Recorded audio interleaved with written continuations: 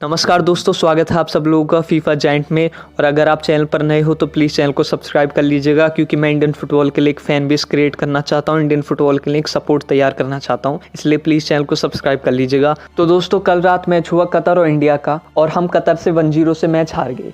लेकिन दोस्तों, इस बात का ना तो दुख है ना ही गुस्सा है। मैं ऑनेस्टली आपको बोलना चाहता हूँ, मुझे बिल्कुल भी दुख और गुस्सा नहीं है कि इंडिया मैच हार गई। ठीक है, दुख इस बात का है कि हमारे कोच इगोर इस मैच के हिसाब से हमें पोजेशन फुटबॉल खेलनी थी।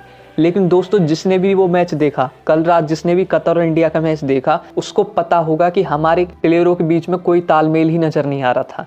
उनसे ना तो बॉल पास हो रही थी ना रिसीव हो रही थी, ठीक है, ना ही वो चांसेस कन्वर्ट कर पा रहे थे। दोस्तों, बस डिफेंडिंग पूरे मैच का यही हाल था। ठीक है दोस्तों, गुस्सा अब बात कर लेते हैं कि गुस्सा किस बात का है। गुस्सा इस बात का है कि हमने प्लेइंग 11 ही चूज नहीं करी। ठीक, मुझे कोई ये बता दे कि ब्रेंडन फर्नांडिस क्यों नहीं खेला कल रात। ठीक है, कोई ये बता दो कि अपूया, आकाश मिश्रा, ठीक है, और उदानता के साथ स्टार्टिंग क्यों नहीं करी। यार, ये जो छोटी छोटी चीज़ें हैं ना, ये बहुत बड़ा रीज़न होती हैं किसी भी टीम के जीतने और हारने का। अगर हम पासिंग और रिसीविंग ही इंटरनेशनल लेवल पर अच्छी नहीं करेंगे तो हमारा फ्यूचर क्या होगा।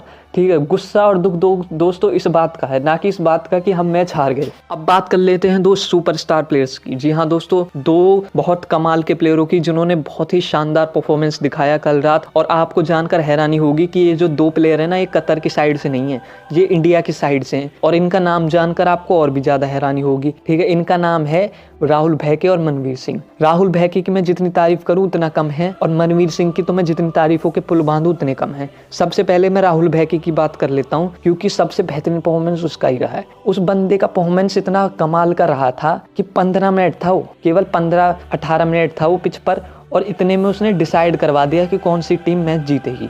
मतलब 15 मिनट उसने फुल डोमिनेट करा है, कतरियों की नाक में दम कर दिया। कतर इतने परेशान हो गए उससे कि रेफरी को उसे रेड कार्ड देना पड़ गया। फिर यार देखो, मैं जानता हूँ कि आप सब बहुत ज़्यादा एक्साइटेड थे मैच के लिए, मैं भी बहुत एक्साइटेड था, हमारा कोच भी बहुत एक्साइटेड होगा, हमारे प्लेयर्स भी बहुत एक्साइटेड होंगे। और मैच शुरू होने से पहले इगोर मैच ने प्लेयरों को मोटिवेट भी करा होगा, थोड़ा एक्साइटमेंट दी होगी कि भाई जाओ, जाके कतर को दिखा दो कि तुम इंडियंस हो, तुम ऐसे खेलते हो वैसे खेलते हो। ठीक है, राहुल भैके इतना ज़्यादा एक्साइटेड हो गया कि उसे ये भी पता नहीं चला कि उसको टैकल कैसे करना है। उसको ये भी पता नहीं चला कि गेम्स के स्टार्टिंग मिनट्स में इतना हार्ड, मतलब कठोर टैकल नहीं करते, हार्ड टैकल नहीं करते। ठीक है, वो बहुत ज़्यादा रिस्की होता है। ये चीज़ हम फैंस को पता है, मतलब हमने आज तक फुटबॉल नहीं खेला, हमको मालूम है। ठीक है, लेकिन उस बंदे को नहीं पता। ठीक है, वो इंटरनेशनल मैच खेल रहा, उसको नहीं मालूम। उसने ये एक गलती कर दी, एक बार येलो कार्ड ले लिया, फिर से दोबारा गलती कर दी। यार पागल है क्या? मतलब कैसे इंसान, मतलब यार सोचने वाली बात है। एक हम इंडिया, हमसे रिसीविंग पासिंग नहीं हो रही है मैच में। दूसरी चीज, हमारी मैच जो है वो कतर जैसी टीम के साथ है, जो कि एशिया की सबसे डेंजरस टीम है। और तीसरा सबसे बढ़िया सोने पे सुहागा हो गया वो ये कि हमने 10 प्लेयरों के साथ मैच खेला। किसकी वजह से? राहुल भैके की वजह से। मुझे पता आप में से बहुत सारे लोग फैन होंगे उसके, लेकिन मैं आपसे इतना बता देता हूँ कि ISL में उसका परफॉर्मेंस चाहे जैसा भी रहा हो, बेंगलुरु FC के लिए जैसा भी, मैं केवल इतना बताना चाहता हूँ कि ISL में ना क्वालिटी ऑफ फुटबॉल बिल्कुल भी नहीं है। बहुत स्लो गेम चलता है ISL के अंदर, बहुत ही स्लो गेम। ठीक है, केवल फॉरेनर डोमिनेट करते हैं ISL के अंदर, सीधी सी बात ये है, सच, ये बहुत कड़वा सच है, लेकिन जान लो ये बात।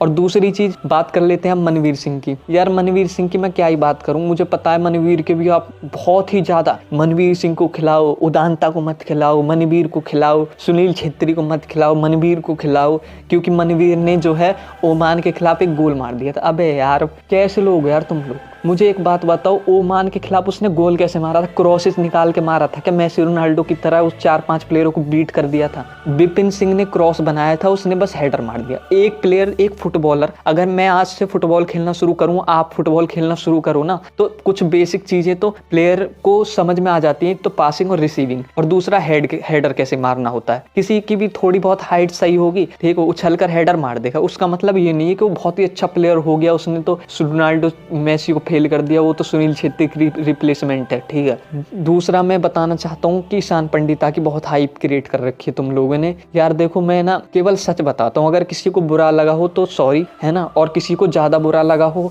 और आपने मेरा चैनल सब्सक्राइब कर रखा है तो अनसब्सक्राइब करके चले जाना, मुझे कोई दिक्कत नहीं है। और भी ज़्यादा बुरा लगा हो तो अनलाइक कर देना। ठीक है, मुझे कोई दिक्कत नहीं है, कोई परेशानी नहीं है। लेकिन मैं इतना बताना चाहता हूँ कि ईशान पंडित है ना, जो वो घंटा प्लेयर है 1 नंबर का, उसे आई लीग में खेलना चाहिए। ISL के लायक भी नहीं है वो स्पेन के 3rd डिवीजन क्लब में खेल के आया है। आप लोग क्यों नहीं समझ रहे हो? आप लोगों ने ऐसे हाइप क्रिएट कर रखी हो उसकी, जैसे मान लो कि वो प्रीमियर लीग में खेल के आया है या ला लीगा में खेल के आया है। मेरे भाई, हम लोग सपना देखते हैं वर्ल्ड कप में क्वालिफाई करने का।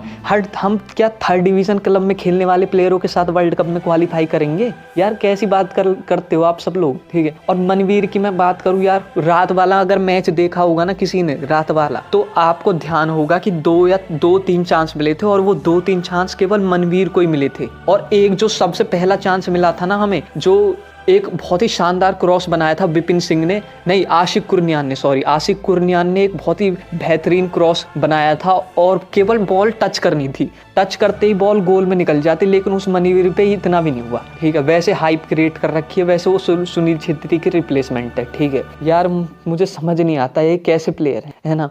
और उसकी जो असली जगह है ना वो ISL में ही है, वो ISL के लायक है। और अभी ना उसको इंटरनेशनल मैच में बुलाना ही नहीं चाहिए। उसकी जगह एक प्लेयर है ऐसा जिसको मनवीर की जगह होना चाहिए था रात वाले मैच में, उसका नाम मैं आपको बताऊंगा आगे। अब दोस्तों बात कर लेते हैं मेरी और आपके बारे में, हम इंडियन फैंस के बारे में, कि हम आखिर कैसा सोचते हैं। दोस्तों हमारी ना एक सबसे बड़ी दिक्कत ये है कि हमें कोई भी प्लेयर है, कोई भी यंग इंडियन प्लेयर ISL के अंदर अगर एक मैच में अच्छा परफॉर्मेंस करके दिखा देना, तो हमें ऐसा लगने लगता है कि वो तो भगवान का अवतार है। अरे यार ये तो भगवान श्री कृष्ण का अवतार है, ये देखना इसका फ्यूचर तो बहुत ब्राइट है, ये रोनाल्डो मेसी का बाप है, ये तो सुनील छेत्री को चुटकियों में रिप्लेस कर देगा, ठीक है। ये हमारी थिंकिंग होती है, ये हमारी सोच होती है दोस्तों एक प्लेयर के बारे में जो एक मैच में अच्छा परफॉर्मेंस दे दे।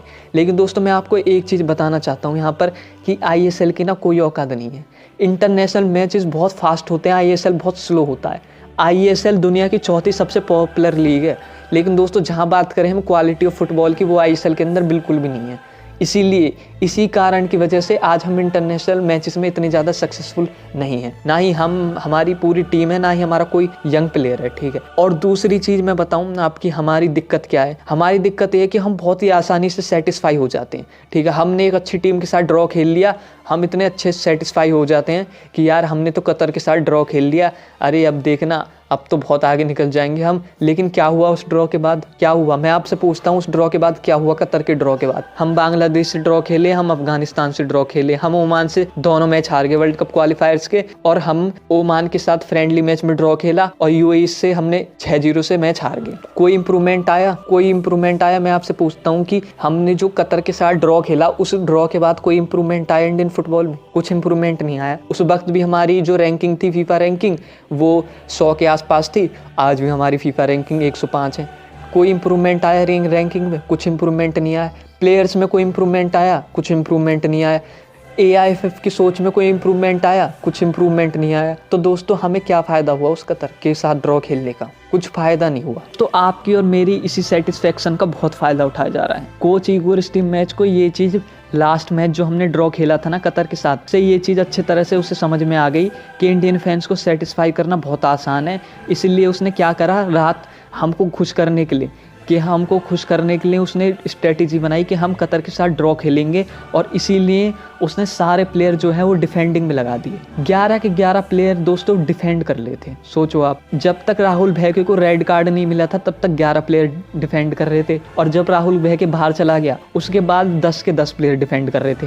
मैं जानता हूँ कुछ ऐसे प्लेयर होंगे जो अटैक बनाना चाहते होंगे कि हमें थोड़ा अटैक करना चाहिए, थोड़ा अटैकिंग गेम खेलना चाहिए, लेकिन वो इसलिए नहीं कर पा रहे होंगे क्योंकि दोस्तों हमारे कोच ने उनको बता दिया होगा कि जाकर केवल डिफेंड करना, ठीक है, अटैक के बारे में मत सोचना। दोस्तों मैं आपसे इतना कहना चाहता हूँ कि भले ही हम 10-0 से हार जाएं, 20-0 से हार जाएं, लेकिन अगर हमने क्वालिटी ऑफ फुटबॉल नहीं शो किया, अगर हमारी पासिंग और रिसीविंग अच्छी नहीं है, अगर हम पोजीशन फुटबॉल खेल रहे हैं तो हमने पोजीशन फुटबॉल नहीं खेला अच्छे से, तो इसका मतलब ये है कि हमारा फ्यूचर बिल्कुल भी ब्राइट नहीं है, ठीक है। हमारा फ्यूचर जो है बहुत ख़राब है अगर हम ड्रॉ के माइंडसेट से खेलते हैं। दोस्तों अगर हमारा कोच ऐसा है ना कि हमें सेटिस्फाई करने के लिए ड्रॉ करवाने की कोशिश कर रहा है, डिफेंस में लगा रखा उसने सारे प्लेयर, तो इसका मतलब ये है कि उस कोच के साथ हमारा कुछ नहीं हो सकता फिर, ठीक है। ये सच है, सच्चाई है दोस्तों। मुझे कोई ये बता दे कि जेरी क्यों नहीं था, आखिर जेरी को स्क्वाड का हिस्सा क्यों नहीं बनाया गया। एकमात्र प्लेयर जिसका ISL में इतना बेहतरीन परफॉर्मेंस रहा है ऐसा इंडियन स्ट्राइकर, उसको ही नेशनल टीम में जगह नहीं दी, ठीक है। अगर रात वाले मैच में जेरी होता ना मनवीर की जगह, तो मनवीर से लाख गुना ज़्यादा बेहतर परफॉर्मेंस देता। अगर किसी को बुरा लगा हो ना तो भाई सॉरी, ज़्यादा बुरा लगा हो और आपने मेरा चैनल सब्सक्राइब कर रखा हो तो अनसब्सक्राइब कर देना, कोई दिक्कत नहीं है। मैं दिल से बोलता हूँ, ठीक है। मैं इंडियन फुटबॉल का एकदम कट्टर समर्थक हूँ, ठीक है। उसमें मैं कोई भी कॉम्प्रोमाइज़ नहीं कर सकता, ठीक है। चाहे आपको मैं यहाँ पर इंडियन फुटबॉल के लिए खोल कर बैठा हूँ चैनल, आप सभी लोग, उन सभी लोगों के लिए खोल के बैठा जो किसी के फ़ैन है, मनवीर के फ़ैन है या फिर ईशान के फ़ैन है, ठीक है।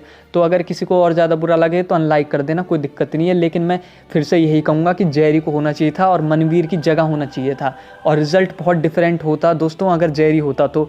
इस बार ये बात मैं बोल सकता हूँ आपसे। तो दोस्तों आज की वीडियो के लिए इतना ही। अगर वीडियो अच्छी लगी हो तो लाइक कर देना, चैनल को सब्सक्राइब कर देना। Thank you.